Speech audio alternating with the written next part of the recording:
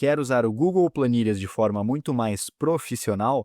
Neste vídeo, você vai aprender 5 recursos essenciais do Google Planilhas que podem melhorar muito a organização e análise de suas planilhas. E faremos isso por meio de exemplos didáticos, que inclusive vou deixar separados em capítulos ao longo dessa aula para facilitar a experiência de aprendizagem. Muito bem. Primeiro exemplo, primeiro recurso, é a formatação condicional. E neste recurso, poderíamos criar uma condição que, quando for respeitada, aplicamos uma estilização, uma formatação específica. E quais são nossos exemplos? Vamos lá. Primeiro, estilizar em verde quando vendas for maior ou igual a 5.000. Então, por exemplo, aqui nesta coluna de vendas, quando o valor for 5.000 ou mais do que isso, queremos estilizar em verde. Então, vamos lá. Vou selecionar o intervalo de dados, abrir o menu Formatar e selecionar esta opção de formatação condicional. Aqui, então, vamos aplicar neste intervalo uma regra de formatação, formatar célula C, vou selecionar a opção maior ou igual a. Então, se neste intervalo uma célula tiver o valor maior ou igual a 5.000, no estilo de formatação, vamos aplicar uma cor de preenchimento na cor verde, por exemplo. Apertando em concluído, já temos dinamicamente esta regra de formatação condicional. Então, com um valor 5.000 ou maior do que isso, temos essa estilização. Já se tivermos, por exemplo, um valor menor do que 5.000, não é aplicada essa estilização, esta formatação. Poderíamos também estilizar em vermelho quando vendas for menor que 5.000. Então, vamos criar outra regra. Seleciono o intervalo, menu Formatar, opção Formatação Condicional, e vamos adicionar outra regra. Agora, então, vamos formatar a célula C. O valor for menor que... Então, agora, se o valor for menor que 5.000, vamos aplicar um estilo de formatação, uma cor de preenchimento, por exemplo, na cor vermelha.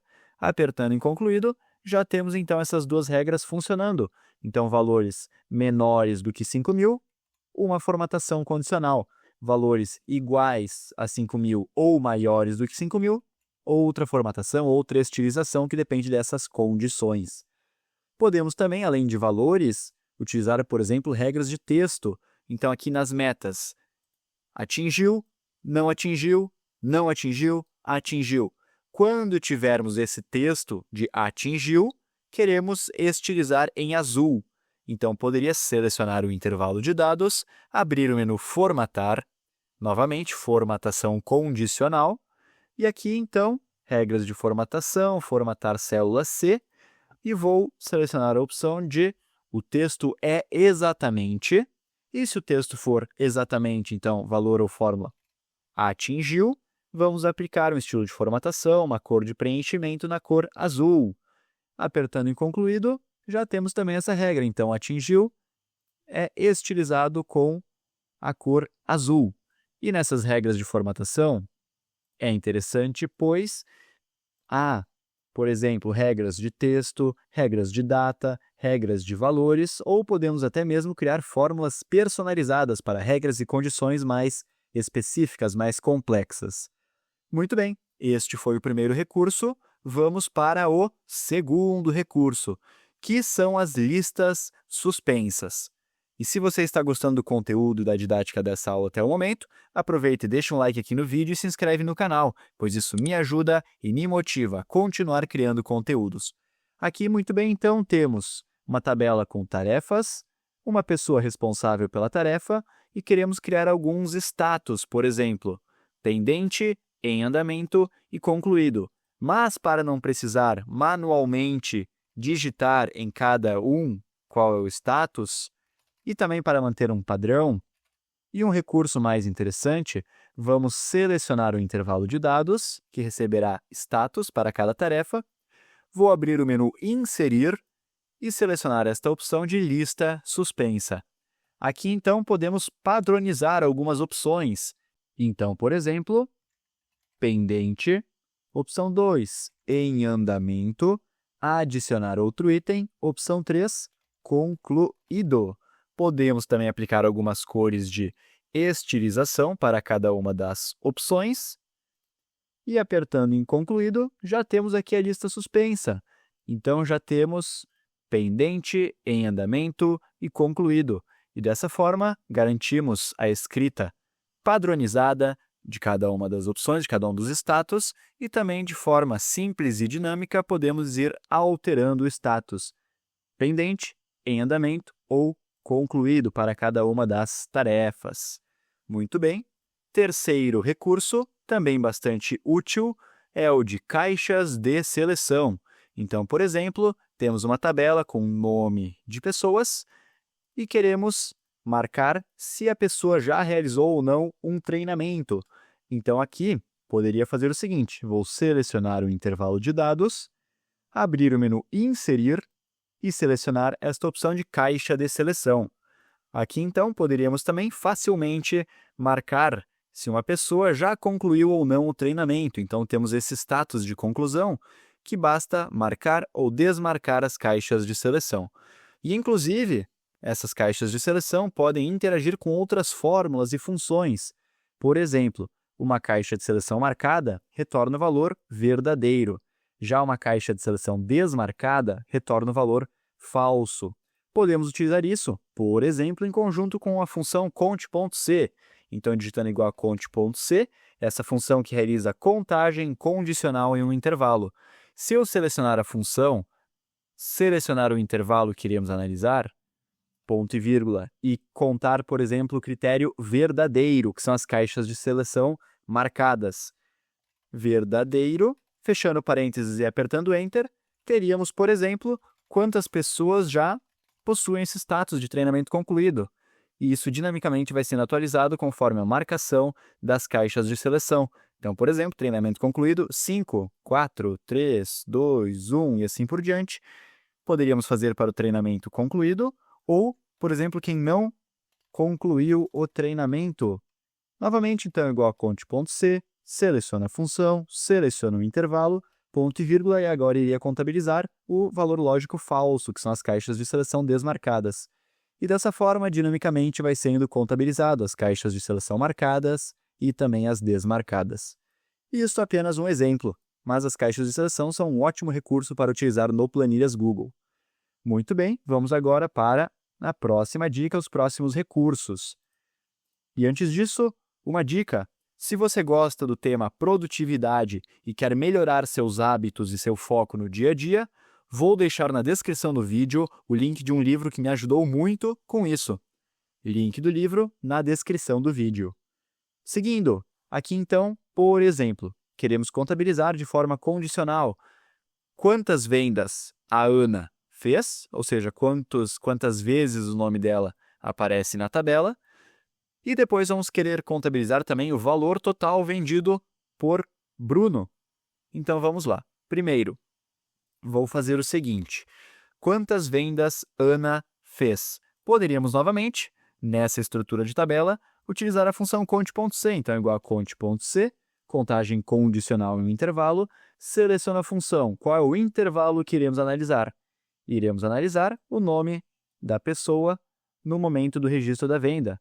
Então, este intervalo, que possui o nome dos vendedores, ponto e vírgula, critério. Queremos testar quantas vendas Ana fez. Então, vou abrir e fechar aspas duplas para inserir texto, e entre as aspas duplas vou digitar, por exemplo, Ana. E ao final da função, fechando parênteses e apertando Enter, temos no momento 3 vendas registradas para Ana. 1, 2, 3. Se esse nome fosse alterado ou adicionado em algum momento, por exemplo, 4 vendas ou retirando um nome, 2 vendas, e assim por diante. Então, atualmente, neste exemplo didático, quantas vendas Ana fez? 3 vendas. Este recurso da função cont.c, que era para contagem condicional. Mas podemos também fazer uma soma condicional. Então, por exemplo, valor vendido por Bruno. Queremos analisar a tabela e toda vez que aparecer o nome Bruno, queremos somar o respectivo valor para ter o total de vendas. Para isso, iremos utilizar a função soma-c. Então, digite igual a soma-c, essa função para soma condicional em um intervalo.